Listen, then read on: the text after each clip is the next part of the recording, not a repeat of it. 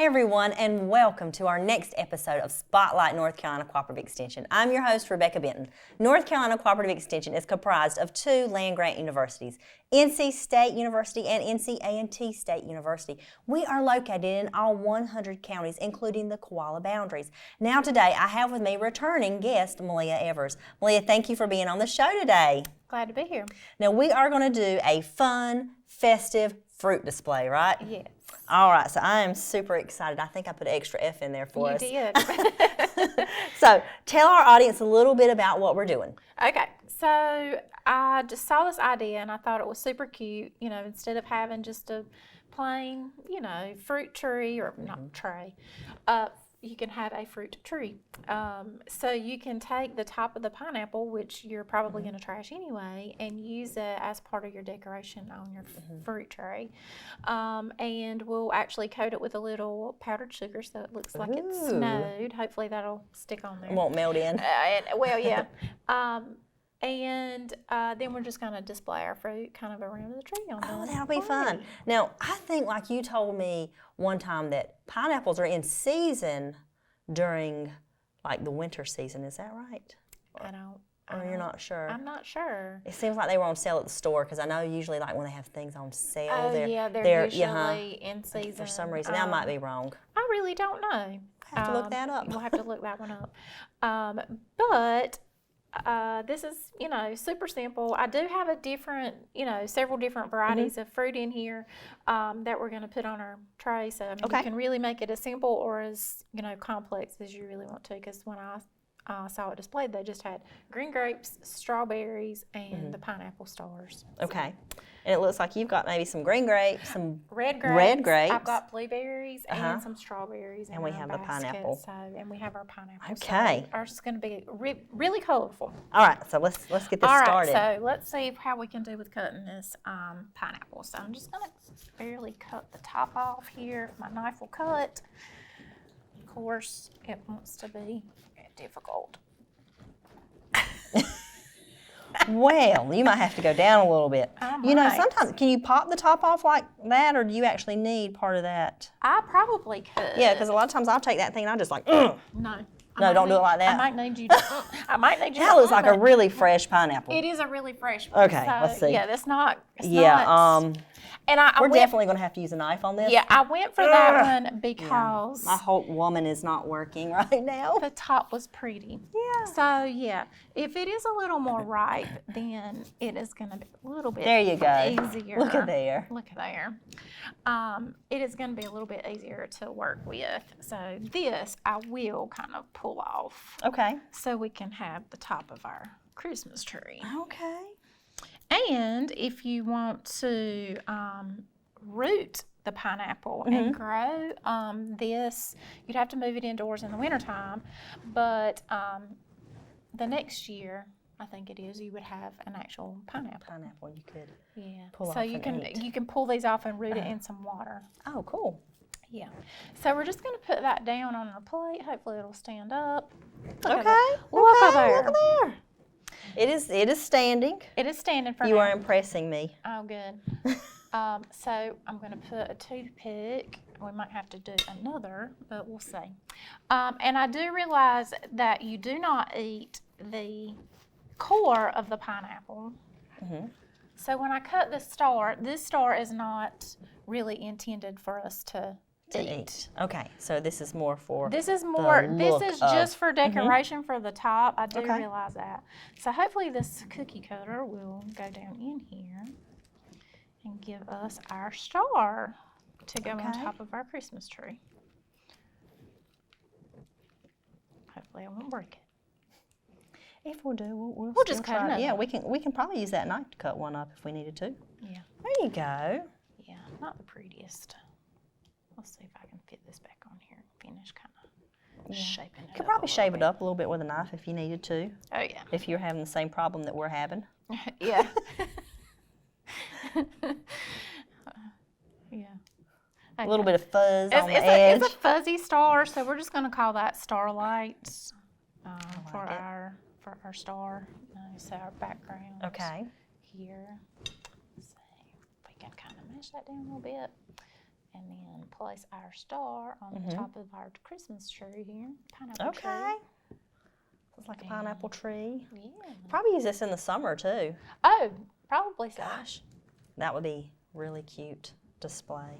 Yeah. Okay. So I can't get that to go all the way down on there, and I'm really not trying to stab myself with a toothpick today. So anyhow, I'm going to go ahead and sprinkle the powdered sugar on the top before I add the fruit around it, because okay, so the powdered sugar actually goes on the leaves. Right, so it looks like okay. snow. Got you. Okay. So when we were talking earlier, I was thinking you were putting it. I don't know. In my mind, this was a flat, not a three-dimensional, fun, festive fruit display. Yes. So, so this is like really fun looking. Yes. So I have my plate here, so I don't make maybe quite as mess. Now tell our audience what this is called. Okay, this is a sifter. I do have a shaker that I could add, the powdered sugar, and that's kind of how they did it where I saw it. But I'm improvising. So if you don't have a shaker, use a sifter. Right, or even a fine mesh colander will work to do this. But I said, sifter will work, hopefully. So I'm just going to hopefully not make a big mess on our white tablecloth here. Okay, I see some snow. Yeah, put just a little bit of snow here around on our Christmas tree. So we have a snow-flocked Christmas tree. Cute. And it's not going to hurt the fruit if a little bit of sugar falls on anyway, No, it's not going to right? hurt. It's not, but I mean, if you do have the fruit on it and then sift it, then it'll just kind of melt into it if your fruit is damp. Gotcha. So now I'm just going to kind of fill in around with our fruit. And you can do this, on a bigger tray if you like. I'm just kind of doing Or if you were having a party and you wanted to do several trays, that would be or cute. several little trees. You could cut up the pineapple and add it to it. Yes. If you wanted. Oh yeah, you can do pretty much anything you want with this. So I'm going to add, and I thought the pretty, grapes and the blueberries, red grapes and blueberries would kind of look like Christmas ornaments. I know it looks like they kind of fell off the tree. But Looks like somebody's dog or cat come in there and it had an accident, like one of those, the tree fell over moments. Yeah. Some cranberries would be pretty too. Oh yeah. I don't know how great they would be to kind of stick on, but I've never had a raw cranberry. I've always cooked them, but I would try it. yeah. I did see another recipe that was really cute using cranberries and brie and bread, and I thought about doing that. Well, I was like, Maybe next that time. would require a couple of goes of that because it would have to be done and have one baked ahead, so we would be able to show what it looked like. Yeah. So, but that is one I definitely want to try. And I'm just going to place our strawberries whole around on here. Oops, we lost a blueberry. Man down.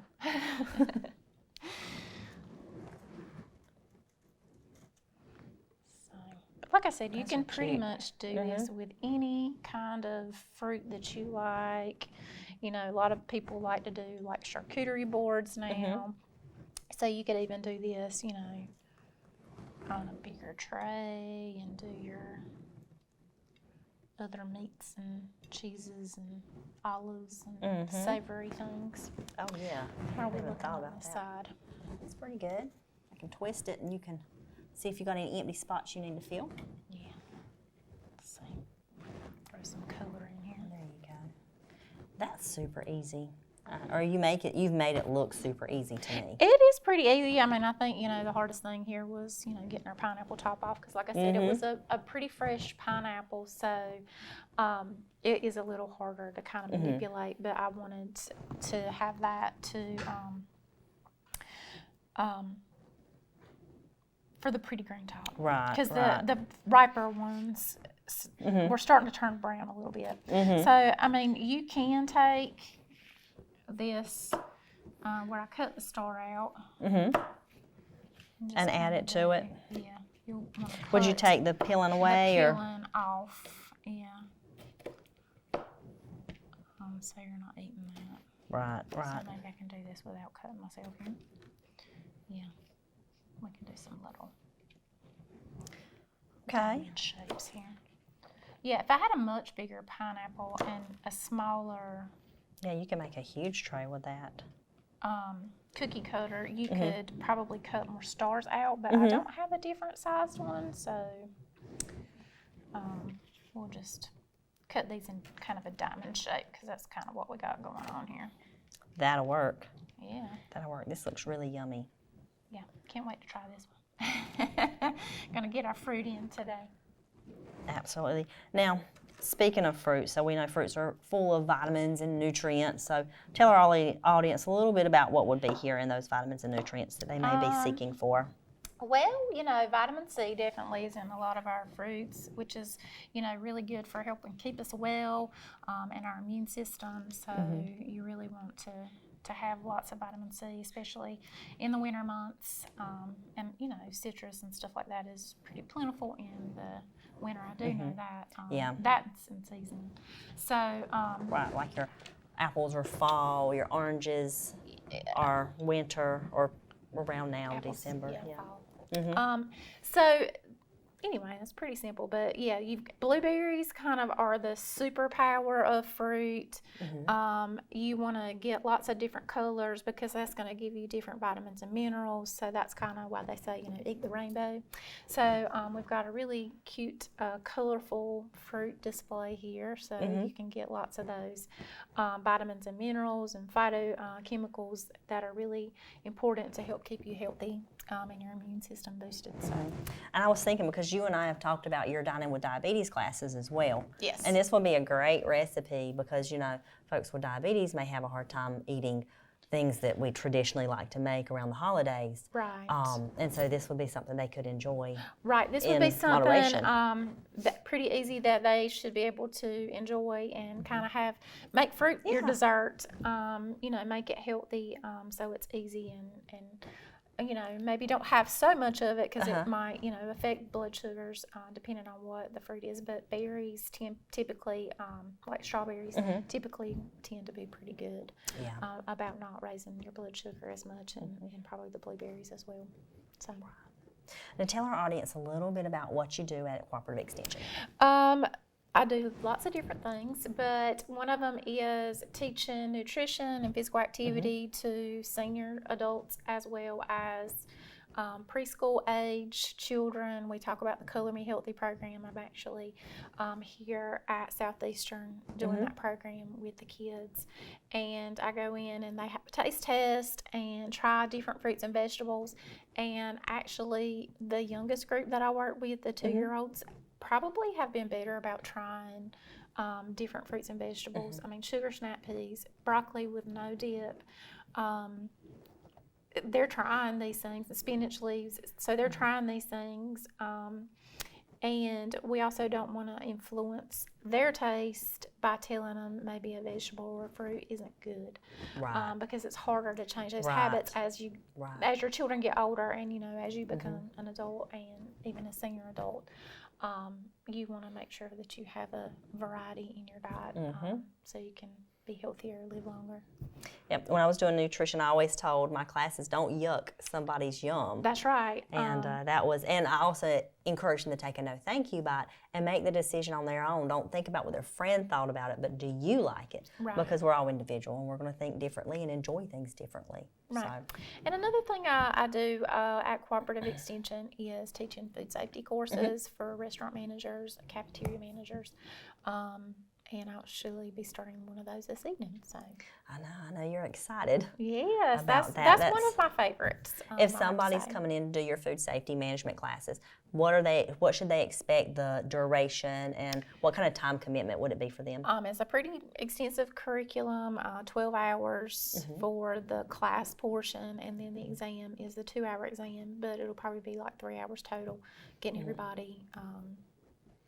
So when you teach the class, do you do like 3 days, 5 days? Typically, I like to do either a 2 or 3 day format where I'll do a 12-hour course split over 6 hours both days, and then have the exam on the 3rd day. And then this format that I'm doing is 3 days of instruction, doing it 4-hour sessions, and then having the exam on the 4th day. So trying to kind of do after the lunch rush. but it would go interfere through dinner. But so it's hard to kind of accommodate everybody, but typically the all days I try to do, like on Monday, Tuesday, Wednesday for Absolutely. the exam. So because a lot of restaurants are closed on Mondays. That is true. So it makes it a little bit easier for them. Well, Meleah, I just want to say thank you for being on the show. Can you tell our audience how to get up with you if they want some information about nutrition, about this lovely display that we've made, or if they're interested in taking any of your food safety classes? We can be reached at 910-640-6605 is our main number for the extension office. And you can leave a message with Carsha if I'm not in, and tell me what you're interested in and finding out about. Yep. Audience, thank you so much for joining us on this episode of Spotlight North Carolina Cooperative Extension. We look forward to seeing you next time.